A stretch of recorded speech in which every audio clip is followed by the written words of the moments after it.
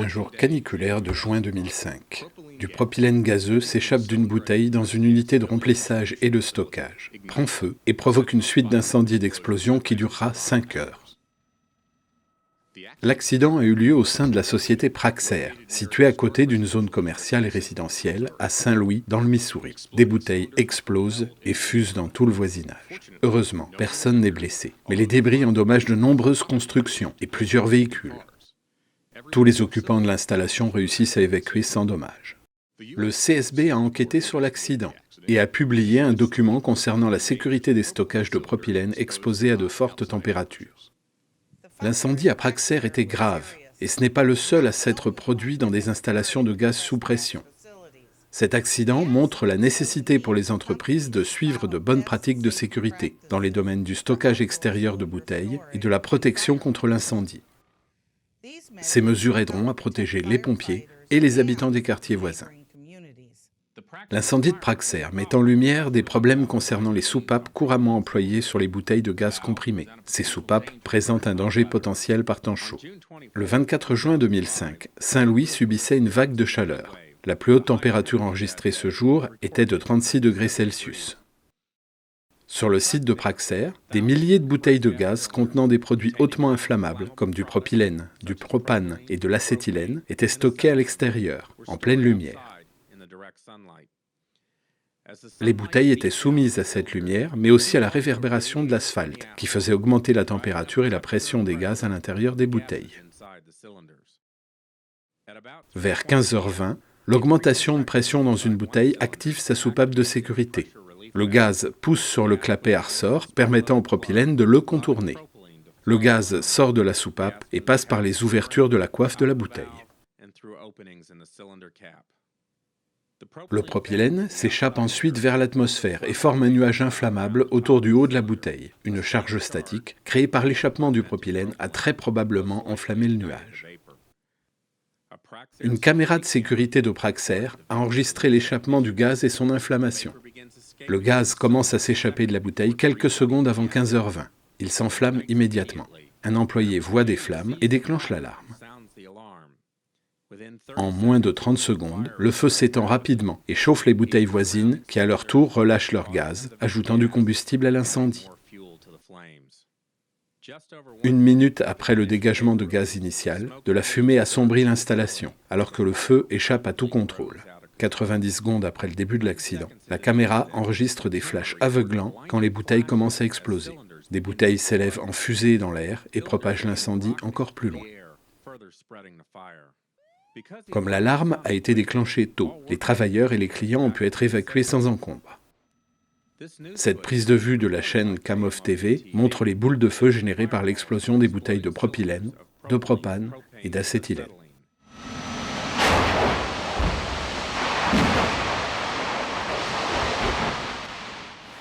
Certaines bouteilles, principalement d'acétylène, sont projetées jusqu'à 250 mètres dans le voisinage et endommagent des constructions et provoquent des incendies. De gros débris seront retrouvés sur les trottoirs, dans des cours, dans des jardins et dans des parkings. Un débris est tombé à côté d'une cour où des enfants jouaient. Des voitures sont la proie des flammes. Une des bouteilles projetées perce ce trou dans le mur d'une maison. Par chance, aucun badaud ne sera blessé par les débris projetés. Bien que les pompiers aient mis en place des arrosages, ils ont dû rester à distance et n'ont pas pu entrer dans l'installation. On estime que 8000 bouteilles ont été détruites par le feu, qu'il a fallu 5 heures pour maîtriser. Le médecin légiste de Saint-Louis attribua le décès d'une personne à une crise d'asthme due aux fumées et vapeurs nocives émises par l'incendie. Cet accident s'est produit parce qu'une bouteille de propylène a rejeté du gaz hautement inflammable dans l'atmosphère, où il pouvait facilement s'enflammer. La réglementation émise par le Service fédéral des transports exige que les bouteilles de gaz comprimé possèdent une soupape de sécurité. Mais le CSB a montré que les valeurs de tarage à l'ouverture préconisées par les normes industrielles sont trop basses pour le propylène et permettent à ce gaz de s'échapper par temps chaud, à des pressions bien inférieures à celles qui pourraient endommager la bouteille. Non seulement ces réglages sont trop bas pour le propylène, mais le CSB a découvert que certaines soupapes commençaient à laisser fuir du gaz pour des pressions inférieures à la valeur seuil. Enfin, nous avons découvert qu'à chaque fois qu'une soupape de sécurité s'ouvre, ses performances se détériorent, rendant plus probables les fuites futures pour des pressions plus basses. En plus de l'accident de Praxair à Saint-Louis, le CSB a étudié 3 incidents similaires. Celui qui s'est produit à l'usine Airgas à Tulsa dans l'Oklahoma en août 2003, l'incendie et l'explosion de l'usine Air Liquide à Phoenix dans l'Arizona en juin 1997, et l'incendie de Praxair à Fresno en Californie en juillet 2005, juste un mois après celui de Saint-Louis. Tous impliquent l'inflammation de fuites de propylène, et tous se sont produits pendant de chaudes journées d'été, avec des températures au-dessus de 38 degrés centigrades. Cette vidéo, filmée par les pompiers de Tulsa alors qu'ils tentaient de contenir l'incendie de 2003, montre la vaste étendue des dégâts causés par les bouteilles propulsées dans le voisinage, qui causent des incendies aux habitations, aux véhicules et aux entreprises. Les feux de bouteilles de gaz s'étendent très vite, et leur explosion met la vie des pompiers et du public en danger.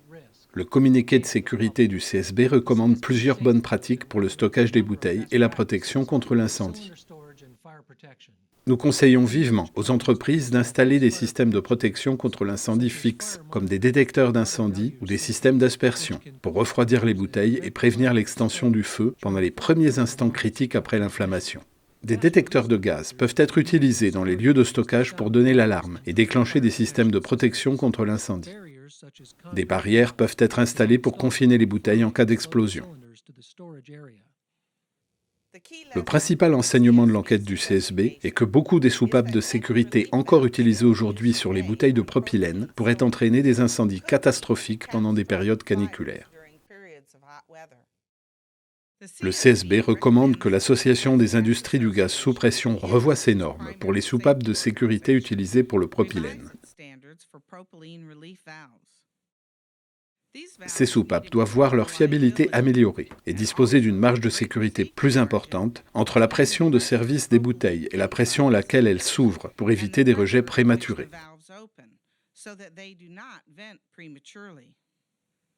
Certains distributeurs de gaz sous pression, dont Praxair, sont déjà en train de remplacer les soupapes de sécurité sur leurs bouteilles de propylène. Les incendies et les explosions de bouteilles de propylène peuvent être évités. Merci de votre attention.